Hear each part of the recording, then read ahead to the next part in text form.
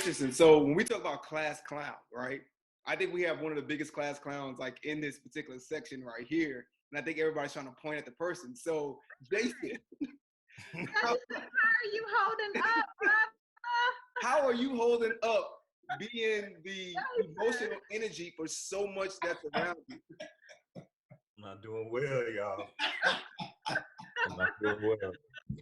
No, I think the biggest thing is just, thankfully, in this pandemic situation, like we have the blessing of being connected through internet and different social media channels. So I get my laughs from Instagram, like Malika was saying, and then I share them with all my friends.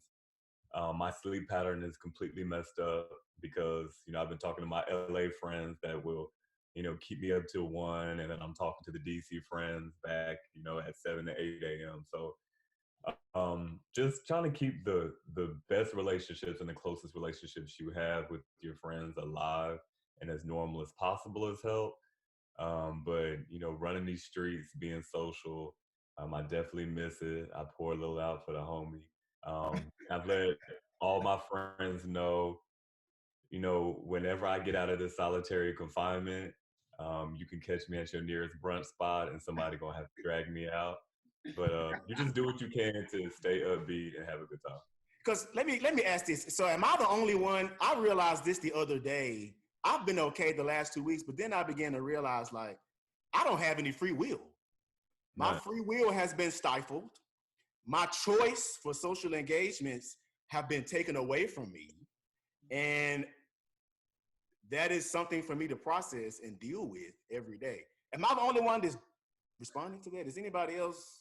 No, I feel like lately, because I work from home, my focus on like making sure everything is fine is because I work from home and I'm stuck in home all day. And after work, I don't leave. I can't go anywhere. So I've been trying to start the conversation about mental health with lots of people. How is it affecting you emotionally? Like the anger, we're stuck. We don't know when this is going to end. Like we're stuck. And so it brings another conversation to the table.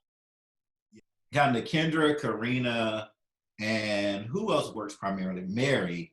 You guys work primarily from home. How is this different? Like, if you usually work from home and then like they say, oh, work from home, it shouldn't be any different, right?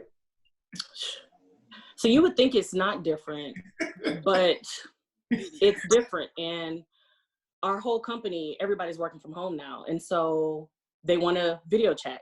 And we never video chat before, but now everybody wants to do meetings with video. And there's more check-in meetings now because you're now mixed in with the rookies, And so now it's like, I used to have a free schedule. Now my schedule is filled with all of these check-in meetings. With all the meetings, you would think the emails would subside, but now there's lots of emails too. Creating a schedule for me has been great. Scheduling my breaks, scheduling where I'm working, when I'm working, that's been very helpful for me. But like I said, when 5 o'clock hits, I think it's important for people to close your computer and walk away.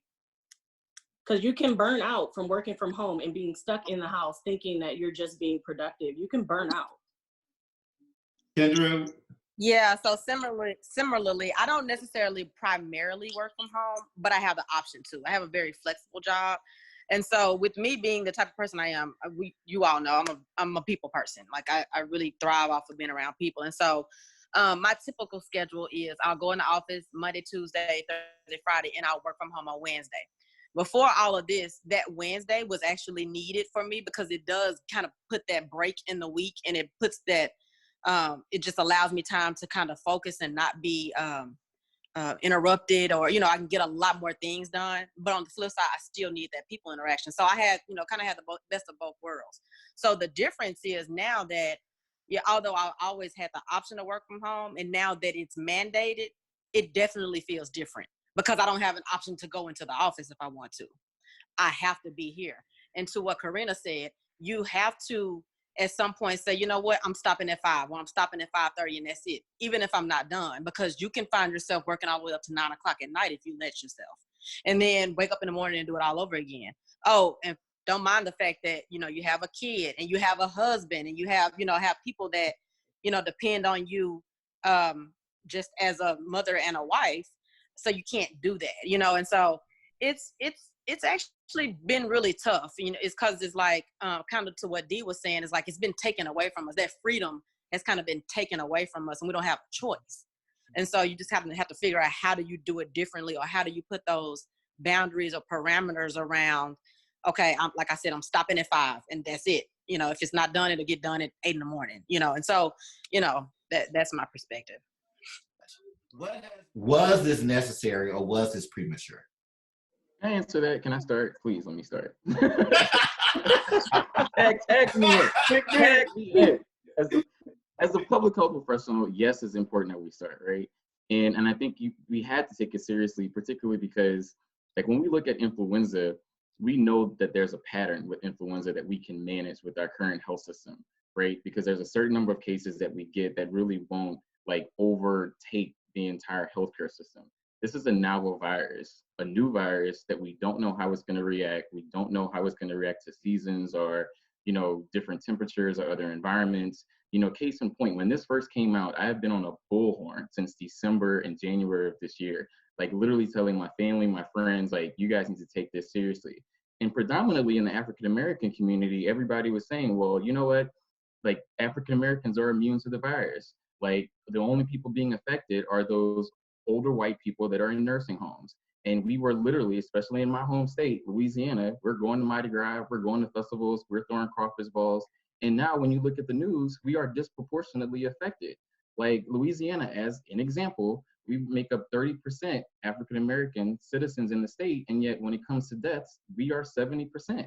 And so that is the reason why we have these conversations. That is the reason why we take it seriously as public health professionals, because when it comes down to it, like I've been telling people, like, if these white people, no disrespect to anyone in the room, are literally shutting down, like, the economy, then as African-Americans, you should be scared, shitless, right? You literally should be scared, and you should take it seriously as hell. And 3 months later, what we're seeing is that is happening. We are literally the ones at the top of the list that are losing our lives. And now when it comes to being triaged, like, we know that when it comes to health, we are disproportionately affected. And so 9 times out of 10, we're not going to get a respirator. Like, and so that's why, like, I take it personal, because I think that we don't have a protocol to really address this virus. No one knows. I mean, we're learning different things about it. Like a month ago, this was something that only affected 80 years old and above. And now we're losing 2-year-olds and 10-year-olds, and we're still learning about it. And so that's why I think it's important. All right, I'm off my soapbox now. We'll nerd out about this later because I have some other observations. I'll call you. Mary. Can I say just one thing really quick, just really about New York? Is necessary, because if you do not make people stay home, especially here, they are not gonna stay home. If Cuomo wasn't on there and telling people and things weren't shut down, every bar is gonna be open. They're just gonna be open, and people are gonna come because there's so much merchandise. Because in a sense, some of these bars and restaurants are small businesses, because that might be their only, you know, place, and they're not gonna close if they got inventory. So people started taking it seriously when the restaurants shut down, and then their kids at home when the schools are shut down. I think that's when really people here was like, wait. And even still after that, like I said, you know, we have people in Harlem that are like, oh, it's not gonna get to Harlem.